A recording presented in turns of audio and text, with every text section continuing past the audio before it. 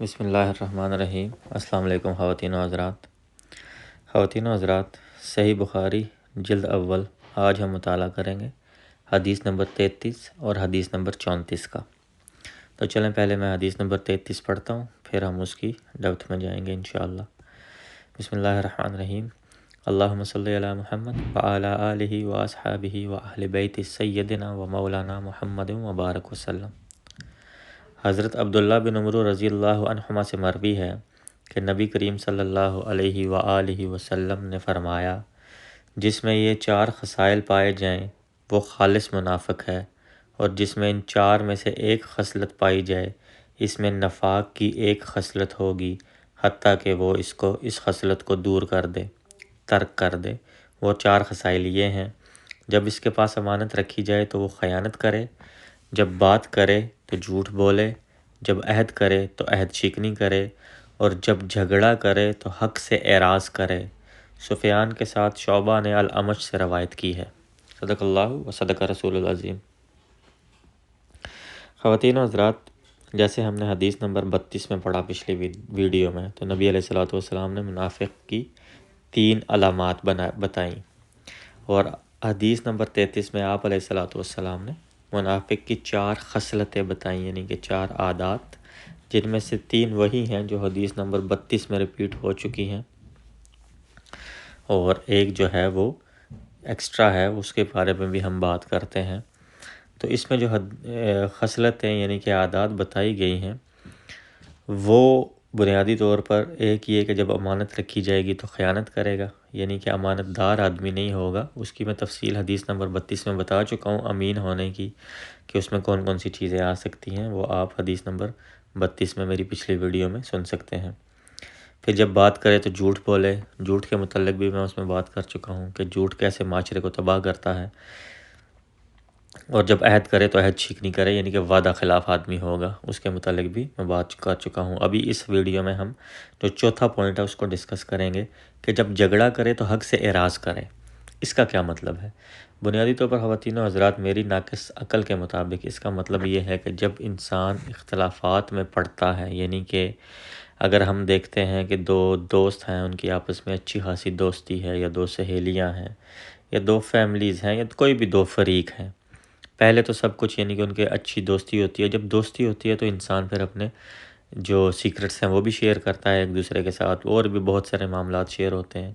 تو میں جو بنیادی طور پر چیز سمجھتا ہوں کہ جب جھگڑا ہو جائے تو پھر وہاں سے حق سے اعراض کرنے کا مطلب یہی ہوگا کہ وہ ایک تو بد کلامی پر اتر آئے، بد اخلاقی کا مظاہرہ کرے، اور تیسری جو چیز میرے ناقص عقل کے مطابق کہ وہ اگلے کے راز فاش کرنا شروع کر دے، اور ایسی باتیں کہنا شروع کر دے جو کہ پبلکلی کہنا مناسب نہ ہو، یا وہ ایسی راز بھی امانت ہوتا ہے نا، تو وہ اسی امانت میں خیانت بھی اس میں آ جائے گی کہ وہ کرنا شروع کر دے۔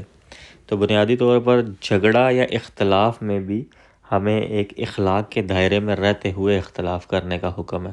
اس میں ایسا نہیں ہے کہ حق سے اعراض کر جانا، یعنی کہ غیر اخلاقی بد کلامی اور پھر اس طرح کی باتیں اگلے کو کہہ دینا جس سے اگلے کا دل جو ہے وہ چھنی ہو جائے، اس کا دل چیرا جائے۔ یعنی کہ بعض اوقات ہم دیکھتے ہیں کہ عورتیں جب اسپیشلی لڑتی ہیں گاؤں وغیرہ میں، یا ایون کہ شہروں کی عورتیں بھی، تو وہ ایک دوسرے کو ایسی بات کہہ جاتی ہیں کہ سننے والے بندے کی روح کانپ اٹھتی ہے۔ تو یہ بھی حق سے اعراض کرنے کے مترادف ہی ہوگا۔ یہ صرف عورتوں تک محدود نہیں ہے، مرد بھی اسی طرح سے بہت سارے کرتے ہیں، کیونکہ مردوں میں بھی عورتوں والی بہت ساری خصلتیں پائی جاتی ہیں۔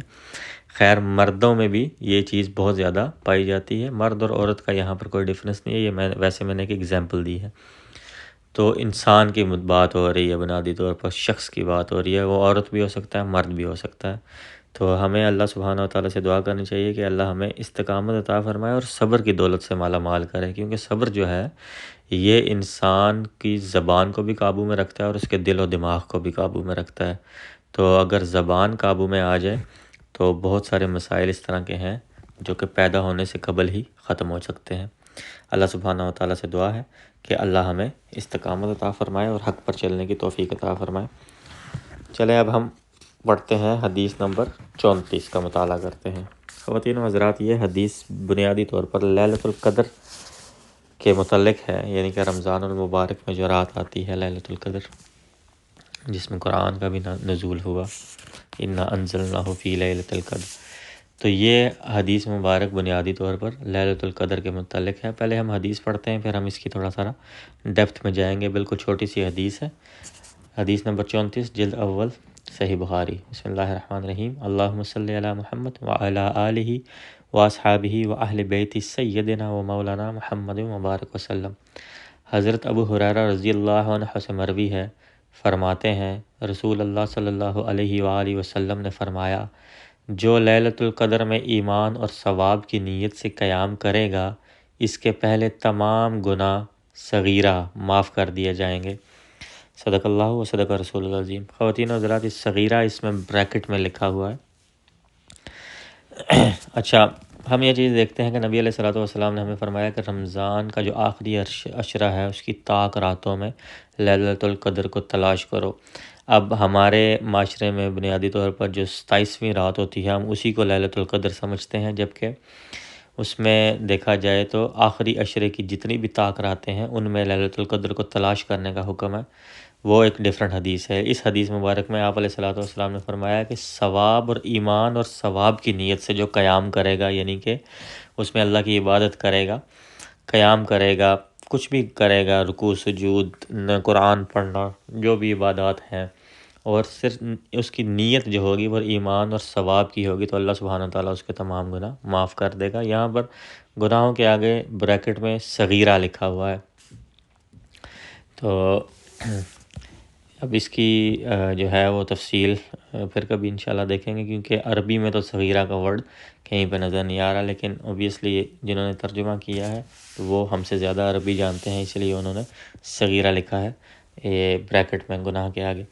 تو اللہ سبحانہ وتعالیٰ سے دعا ہے کہ اللہ ہمیں رمضان المبارک اگلا بھی نصیب کرے، اور اس میں اللہ سبحانہ وتعالیٰ ہمیں لیلۃ القدر بھی نصیب کرے، اور اللہ ہم سب کے صغیرہ کبیرہ ظاہری پوشیدہ تمام گناہوں کو معاف فرمائے. آمین یا رب العالمین بجاہ النبی العالمین صلی اللہ علیہ وآلہ واصحابہ وبارک وسلم. خیال رکھیے گا، انشاءاللہ ملیں گے اگلی ویڈیو میں اگلی حدیث کے ساتھ. السلام علیکم ورحمۃ اللہ.